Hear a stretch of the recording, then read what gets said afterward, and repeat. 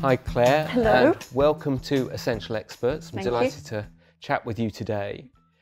You're very deeply involved with WGSN Beauty, which has recently launched a new pillar really for the business. Tell us, why was the right time for this for your customers? I think traditionally beauty forecasting has always centred around sort of aesthetic and style trends. And that was something we covered as part of WGSN Fashion. But over the past sort of couple of years, we noticed a huge upsurge in usership on our beauty site. And when we started to research into this a little deeper, we found that our customers really wanted a lot more than just colour and style tips. They wanted to know what was the next innovative product they needed to make. And we found that particularly with hair care and skin care, it's very much driven by innovation. And they really wanted help to work out what to do next, what their future consumer needed. So it felt like the right time to actually sort of separate ourselves from fashion so that we could offer them a more comprehensive offering. And the other thing that's really important about the industry is that it has very long lead times. It has very different lead times. It can take a long time to bring a product to market. So unlike fashion, where we're looking very close to market, maybe 2 years, we need to work much further out. And it was really important that we recognise that for our customers. So moving from 20 years of fashion forecasting from WGSN, moved into lifestyle and interiors some time ago. Now moving into beauty. How is your forecasting, how does it have to change to service the beauty industry? Well, it's interesting really, because really the forecasting is forecasting, and it's very much looking at the same sort of principles. So for beauty, we're still looking at the same big macro trends. So we're still looking at consumer behaviour, we're still looking at the same lifestyle changes, economics, politics. The difference is that you're just interpreting them through a beauty lens. So you're translating those trends for your beauty consumer. And as I said, the lead times are very different. So you're working much further out, and that's quite challenging for us. But it's a very different need for our beauty clients. It can take sometimes 8 years to bring a product to market. So and can you imagine the amount of money that's spent in that research and development? So it's imperative that we're giving them the right information to help make those decisions. And I guess the big difference from fashion, so fashion, if you think about forecasting, once you get down to a product level, you're talking about silhouette, you're talking about fabric, you're talking about colour. Well, for beauty, those sort of things change, and we look at different building blocks. So we're looking at the ingredients, the colour, the texture, the fragrance, all those things that come together to actually create a product are really important. So it's similar but different. It's just a different set of building blocks, really. Now, beauty and fashion have clearly got quite a lot in common. Are there big fashion season shows that happen in spring and autumn for the following season? Are they still big pillars for you in your beauty forecasting, or are they less important and you're pulling from elsewhere? Yeah, the whole catwalks, it's really fascinating. For me as a designer, the role of the catwalks and the shows has changed so much over my career. I remember standing outside newsagents waiting for the latest copy to drop so I could get the catwalk trends, and it's just not like that anymore. Social media, fast fashion, even like you say, the less importance that's placed on seasons has really changed the role of the catwalks. When I'm looking at catwalks now, I'm very much looking at it in terms of, it's almost a confirmation. I should be worried if I'm seeing something on there that I haven't already flagged up, or that we haven't flagged up. And it's really interesting. And the shows that have just dropped, it comes through in different ways. Sometimes it can just be a colour, sometimes it can be a style trend. So the season's just gone. Bioline, which was one of our key colours for Spring Summer 20, it's just all over, nails, eyes, and it was great to see that coming through. But then we also saw bigger trends. We saw a lot of really glowy skins and a lot of focus on complexion rather than cosmetics, and that was a really big sort of what we called our skintellectual trend that we forecast coming through. So it's always good to see that.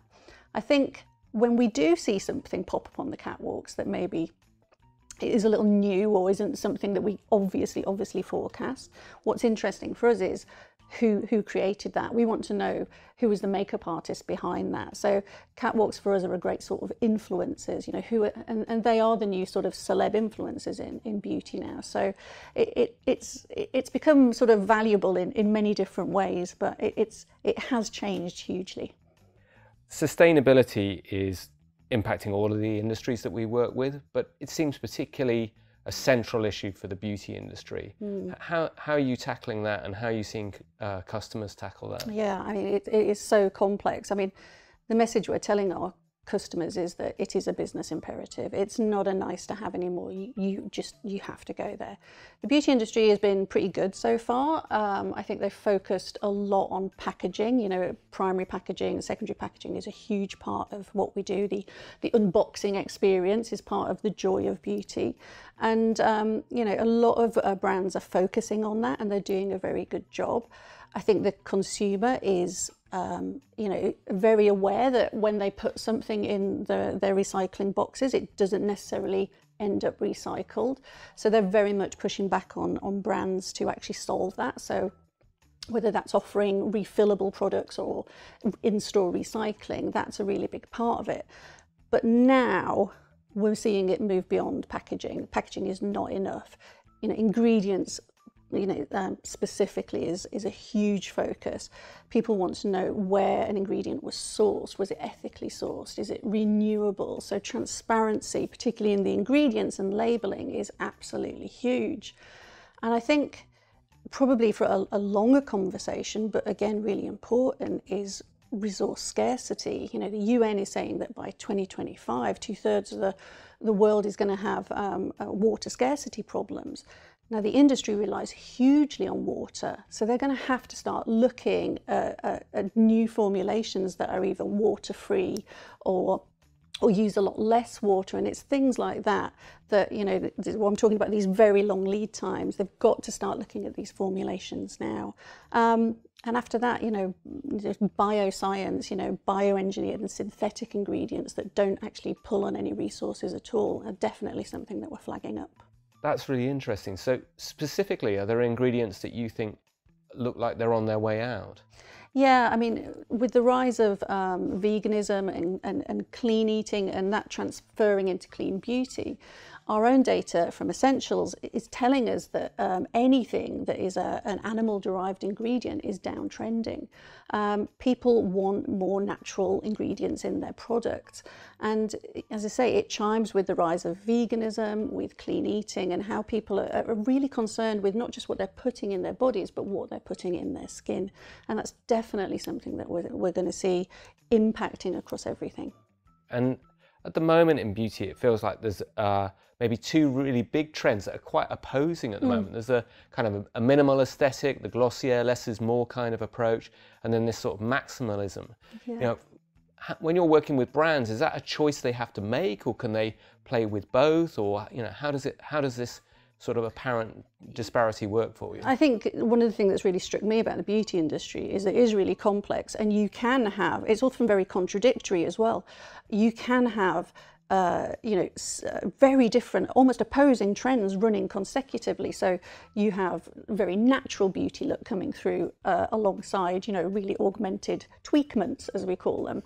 You can have lots of very holistic ingredients next to really science-backed ingredients, and you can have maximal and minimalism as well.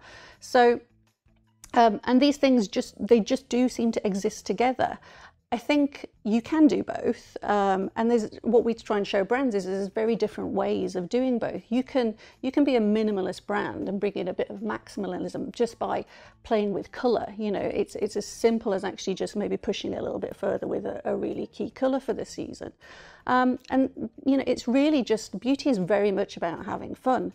I think from a product point of view, though, you can't ignore the fact that consumers are shifting to this buy less, buy better mentality. And we've seen it in fashion, and that is coming forward into beauty. So we are seeing a pushback, particularly against brands that really encourage, say, over consumerism, or create products with really short shelf lives, or even the sort of 10-step Korean beauty routine. You know, people are wanting a lot more similar things. So we are seeing a much more minimal approach in consumers, and I guess it's the elephant in the room for a lot of brands. You know, it's a very difficult one to talk about, and what we're saying is really it's about sacrifice, and you have to really understand your consumer, what they want, and that's where we come in. By helping them understand what their consumers' priorities are, they can work out within a product, what do you take out, what do I cut away, what do I focus on, and that's really important. Beauty seems to be very powerful in how we think about decades. You know, how we think about the 90s is very much influenced by the beauty look. What are you forecasting for the 2020s now that's nearly upon us? That's the one question we get asked by consumers when we go and say, what's the next decade? Yeah, decades always, they're such a rich source of inspiration for fashion and for beauty. I think as we go into Spring/Summer 2020, one of our big trends for that season is called Reconstructed Legacy, and it's very much about looking back and celebrating sort of different sort of looks.